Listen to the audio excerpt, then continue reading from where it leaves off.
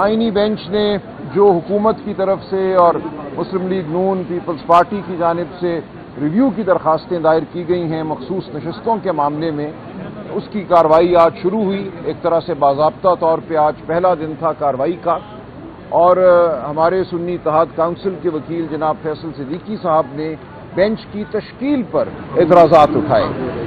उनकी जो एतराज़ात वाली दरख्वास्त थी उस पर आज कार्रवाई हुई है तकरीबन 1.5 घंटा, और मैं वाज़ेह कर दूं कि वो एतराज़ात हैं क्या, और ये अहम बात है। देखिए, हमारी अदालतें किसी कायदे और कानून के तहत चलती हैं। ये अदालतें कोई जरगा नहीं हैं, किसी दरख्त के नीचे बैठे हुए बुजुर्ग नहीं हैं जिन्होंने कोई फैसला करना है अपनी किसी सोच के मुताबिक। इन अदालतों ने कानून के मुताबिक चलना है, कायदे के मुताबिक चलना है, उसूलों के मुताबिक चलना है। तो एक उसूल जो रिव्यू के हवाले से मुसल्लम है, सदियों से मुसल्लम है पूरी दुनिया में, वो ये है कि रिव्यू का मामला जो है कम अज कम उतने नंबरों पर मुश्तमिल बेंच सुनेगा जिसने पहले फैसला किया था, जितने नंबर ने। अगर पहला बेंच 13 मेंबरान पर मुश्तमिल था तो रिव्यू का बेंच भी कम अज कम 13 मेंबरान पर मुश्तमिल होगा। अब हुआ यूं कि जब इस मामले की पहली सुनवाई हुई उस दिन जस्टिस आयशा मलिक और जस्टिस अकील अब्बासी साहब ने यह फैसला दिया कि ये ऐसा मामला है जिसमें सिरे से रिव्यू बनता ही नहीं है। जो फैसला 12 जुलाई 2024 का है वो मुफस्सल फैसला है।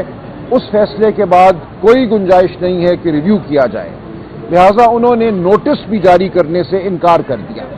उसके बाद ये किया गया कि बेंच की तश्कील 9 हुई और 13 मेंबर बेंच को 11 मेंबर बेंच में तब्दील कर दिया गया। तो फैसल सिद्दीकी साहब सुन्नी इत्तेहाद काउंसिल की जानिब से ये एतराज़ था कि रिव्यू पिटिशन कम अज कम 13 जजों ने सुननी है। ये नहीं हो सकता कि आप 11 मेंबरों पर मुश्तमिल बेंच के जरिए एक 13 मेंबर बेंच के फैसले को रिव्यू करवाएं, उसको रद्द करवाएं या उसकी तौसीक करवाएं। कम अज कम 13 जज साहिबान पर मुश्तमिल रिव्यू बेंच ज़रूरी है। ये आइन का तकाजा है, आइनी कन्वेंशंस का तकाजा है। सदियों से जो उसूल तमाम दुनिया में माने गए हैं, जो हमारी सुप्रीम कोर्ट ने माजी में माने हैं, उनका तकाजा है कि 13 मेंबरान पर मुश्तमिल रिव्यू बेंच हो। अब यहाँ सूरत हाल इस वक्त ये है कि सुप्रीम कोर्ट में कॉन्स्टिट्यूशनल बेंच के 15 जज साहिबान हैं। ये मामला चूंकि कॉन्स्टिट्यूशनल बेंच आइनी बेंच ने सुनना है, तो इस मामले के लिए अगर 13 जज मुकर्रर किए जाने हैं तो वो इन्हीं 15 में से होंगे या 2 नए जज मुकर्रर किए जाएं। अब इन 15 जज साहिबान की सूरत हाल ये है कि 2 जज साहिबान वो हैं जिन्होंने पेशावर हाई कोर्ट में फैसला किया था। उसी फैसले के खिलाफ अपील आई थी सुप्रीम कोर्ट में, जिस अपील में 12 जुलाई 2024 को हमारे हक में फैसला हुआ। अब 15 में से अगर वो 2 जज साहिबान निकाल दिए जाएं तो बाकी 13 जज रह जाते हैं। उन 13 में से जस्टिस आयशा मलिक और जस्टिस अकील अब्बासी साहब को बेंच से अलहदा कर दिया गया है, लिहाजा ये 11 मेंबर बेंच रह गया है। हमारी इस्तदा ये है कि अब आप मामला वापस भेजिए। जो कमिटी है, जुडिशल कमीशन जो है, वो 2 मजीद जज साहिबान का तकर्रुर करे आइनी बेंच में। उनके तकर्रुर के बाद जब दोबारा 13 जज साहिबान मुयस्सर होंगे तो वो 13 जज साहिबान इस रिव्यू को सुन पाएंगे। तब तक ये रिव्यू की कार्रवाई आगे नहीं बढ़ सकती। ये इंतहाई अहम नुक्ता है। इसका फैसला इस आइनी बेंच को इब्तदाई नुक्ते के तौर पे करना है कि क्या ये 11 मेंबर बेंच इस कार्रवाई को जारी रख सकता है या जारी नहीं रख सकता। हमारी इस्तदा है कि आपको पहले 2 नए जज साहिबान आइनी बेंच में मुकर्रर करने पड़ेंगे। उसके बाद ये आइनी बेंच जब 13 मेंबर बेंच बन जाएगा तो तब कार्रवाई शुरू होगी, तब सुनवाई हो सकेगी। तो इस मामले का फैसला होना है इब्तदाई उज़र के तौर पे।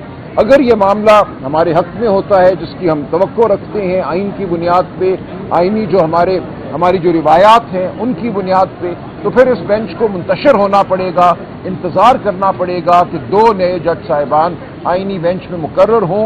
जब वो मुकर्रर हो जाएंगे तो फिर असर नौ कार्रवाई शुरू की जाएगी। तो ये आज की कार्रवाई का हासिल है जो आज बहस की गई। आज की बहस अहम इसलिए है कि देखिए, हम जानते हैं हुकूमत और ताकतवर तबके क्या चाहते हैं।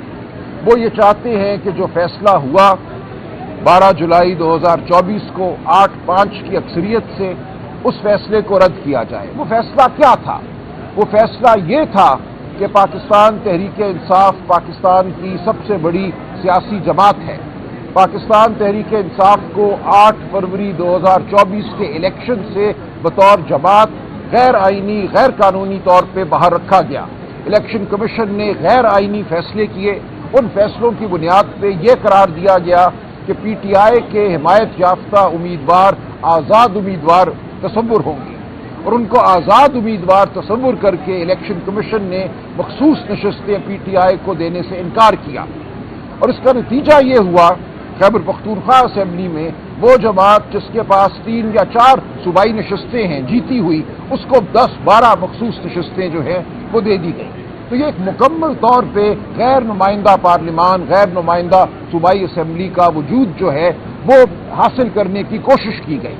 ہمارا عذر ہی یہ ہے کہ مخصوص نشستیں کوئی دین کی نشستیں نہیں ہیں، ان کا تعلق پاکستان کے عوام کے حقوق سے ہے۔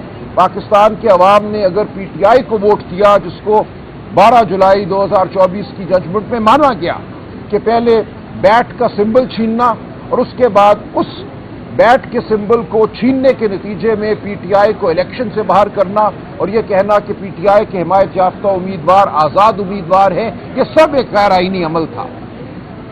8 جج صاحبان نے 12 جولائی 2024 کو باشگاف الفاظ میں کہا کہ پاکستان کے عوام کا حق چھینا گیا ہے، جمہوریت پر حملہ کیا گیا ہے۔ جمہوریت کا تقاضا ہے کہ پی ٹی آئی کو تسلیم کیا جائے پارلیمانی جماعت کے طور پر، اور جب ہم پی ٹی آئی کو تسلیم کرتے ہیں بطور آئینی جماعت، اس کی 90 نشستیں بنتی ہیں یا 80 نشستیں بنتی ہیں، تو ان 80 نشستوں کے تناسب سے اس کو خواتین اور غیر مسلموں کی جو مخصوص نشستیں ہیں وہ دی جائیں گی۔ اگر ایسا ہوتا ہے تو پی ٹی آئی اب بھی اور اس کے بعد بھی پارلیمان کی سب سے بڑی جماعت بن کے ابھرتی ہے، اور جو ان کی خواہش ہے کہ 27ویں ترمیم بھی کریں، 28ویں ترمیم بھی کریں، آئین کی روح پر مزید حملے کریں، وہ خواہش جو ہے تکمیل کرنا بہت مشکل ہو جائے گی۔ ان کو ایک بار پھر اغوا کاری کا سہارا لینا پڑے گا، لوگوں کی ماں بہنوں بیٹیوں کو اٹھانا پڑے گا۔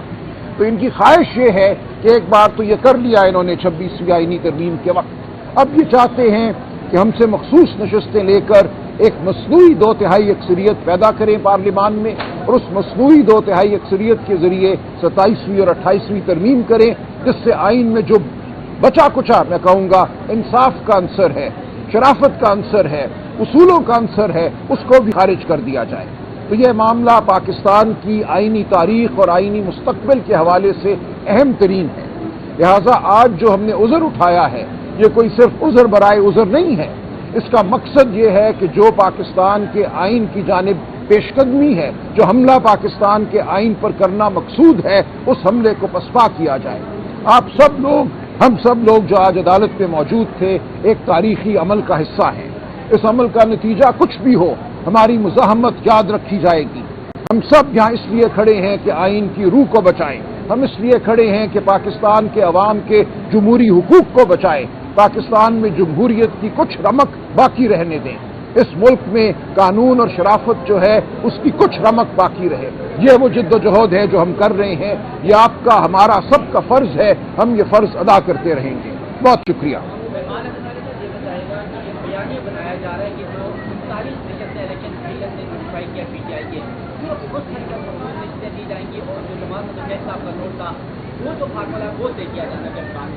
دیکھیں، یہ تو بیانیہ کچھ بھی بنا سکتے ہیں نا، معاملہ یہ ہے کہ جب یہ عذر ابتدائی عذر ٹھیک ہوتا ہے، ایک واقعتاً 13 ممبر بینچ کی تشکیل دے دی جاتی ہے، تو پھر ان معاملات کو دیکھیں گے کہ وہ جو فیصلہ ہو چکا، اس فیصلے کو صرف اس لیے رد نہیں کیا جا سکتا کہ آج کسی کی رائے کچھ اور ہے۔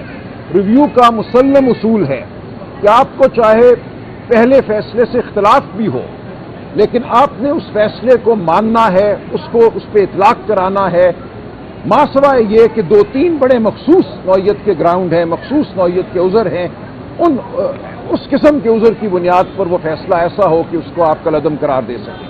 تو ہماری نظر میں کوئی ایسی بات نہیں ہے۔ 8 ممبر بینچ نے تمام واقعات کو بغور دیکھا، تمام قانونی حوالوں کو دیکھا، قانونی شکوں کو دیکھا، آئین کو دیکھا اور ایک فیصلہ دے دیا ہے۔ اب کسی بینچ کی یہ ثوابدید نہیں ہے کہ اس فیصلے کو تبدیل کرے کیونکہ انہیں وہ فیصلہ پسند نہیں ہے یا کوئی اور مقصد حاصل کرنا اب مقصود ہے۔ تو ہم یہ جنگ لڑتے رہیں گے. ہم اصول کی جنگ لڑ رہے ہیں, آئین کی جنگ لڑ رہے ہیں. کیا انہوں نے سوچا ہے منصوبہ سازوں نے ہمیں اس سے کوئی سروکار نہیں ہے, ہم نے بات آئین اور اصول کی کرنی ہے. کمل شوذب صاحبہ کچھ بات کرنا چاہیں گی؟ یہ ہماری ویمنز ونگ کی صدر ہیں. بسم اللہ الرحمن الرحیم. آج جتنا ڈیٹیل میں بتا دیا ہے سلمان اکرم راجہ صاحب نے, تو ہماری ساروں کی نظریں سپریم کورٹ کی سپریمیسی پہ ہیں. اور میں یہ سمجھتی ہوں کہ جب ہم آتے ہیں یہاں پہ تو ہمارے دل میں اس بات کی امید نہیں, یقین ہونا چاہیے کہ ہمیں انصاف ملے گا. سب کی نظریں اس بینچ پہ ہیں, سب کی نظریں ان جو محترم ججز ہیں ان پہ ہیں. انہوں نے بڑے طریقے سے بتایا آج جو اندر آرگیومنٹ ہوا ہے کہ ایک میجورٹی کا فیصلہ ایک مائنورٹی بینچ ریویو نہیں کر سکتا. اس چیز کو آئی تھنک کہ بڑے اچھے طریقے سے پریزنٹ کیا ہے. اور میری استدعا ہے اس سپریم کورٹ کے جو بینچ ہے, آئینی بینچ سے, کہ جلدی نہ کیجیے. جس طریقے سے فیصل صدیقی صاحب نے بھی بتایا کہ جو سپریم کورٹ کی جورسپروڈنس ہے اس کو قائم رکھنا ہے. اس میں آرگیومنٹ کا ٹائم ملنا چاہیے, ڈبیٹ کا ٹائم ملنا چاہیے. اور دوسری بات میں یہاں یہ واضح کر دوں کہ جو فیصلہ ہوا تھا اس سے پہلے جتنی بھی ہیئرنگ ہوئی تھی, جتنے آرگیومنٹس ہوئے تھے, وہ ریویو کے بعد دوبارہ نہیں کیے جا سکتے ہیں. یہ بات بیرسٹر چیف جج عائشہ صاحبہ تھیں, عائشہ ملک صاحبہ نے, جسٹس عائشہ صاحبہ نے اور عقیل عباسی صاحب نے اس چیز کو اسٹیبلش کیا تھا کہ اب یہ نہیں ہو سکتا کہ جو پوری کی پوری بحث 3 مہینے لگے, جس میں سلمان اکرم راجہ صاحب نے بہت اچھے آرگیومنٹس دیے تھے, فیصل صدیقی صاحب نے پروپورشن آف ریپرزینٹیشن کی پوری بات کی تھی, اور جس طرح انہوں نے بتایا تھا کہ ووٹر کا جو حق ہے کس طریقے سے اس کو اسٹیبلش کیا گیا ہے. اور سب سے ضروری بات اس سارے فیصلے میں یہ تھی کہ جن کے پاس ایک بھی سیٹ, جنہوں نے عوام کے ووٹ سے ایک سیٹ بھی نہیں جیتی, اس کو کس فارمولے کے تحت 2 سے 3 سیٹس گرانٹ کر دی گئی. جنہوں نے ایک سیٹ جیتی ہے جنرل الیکشن میں عوام کے ووٹ سے, ان کو 4 سیٹیں دے دی گئی. تو یہ بات بہت ضروری ہے یہاں بتانی کہ ریزرو سیٹس تحفے کے طور پہ نہیں دی جا سکتی. اور الیکشن کمیشن آف پاکستان کے پاس یہ اتھارٹی بھی نہیں ہے کہ وہ اس طرح سے یہ سیٹیں اپنی من مانی جو جماعتیں ہیں ان کو دے دے. اور سب سے امپورٹنٹ بات جو اس ریویو کی یہ ہے کہ الیکشن کمیشن آف پاکستان ایک آئینی ادارہ ہے, عوام کے ٹیکس کے پیسوں سے چلنے والا ادارہ ہے. اس کی نظر میں تمام جماعتیں ایک جیسی ہونی چاہیے. اور میں یہاں کہنا چاہوں گی کہ الیکشن کمیشن آف پاکستان کو نیوٹرل ہونا چاہیے, بجائے اس کے کہ وہ جماعت بن کے ہماری جو استدعا تھی اس کے اگینسٹ آ کے 10 مہینے کے بعد کھڑے ہوئے. اور اس سے بھی زیادہ جو تکلیف دہ بات ہے وہ یہ ہے کہ جو 13 ممبر بینچ نے فیصلہ دیا تھا اس کی امپلیمنٹیشن نہیں کی گئی. 10 مہینے تک بڑے دیدہ دلیری کے ساتھ 13 ممبر بینچ کا فیصلہ جو ہے اس کو ردی کی ٹوکری میں ڈالا گیا ہے.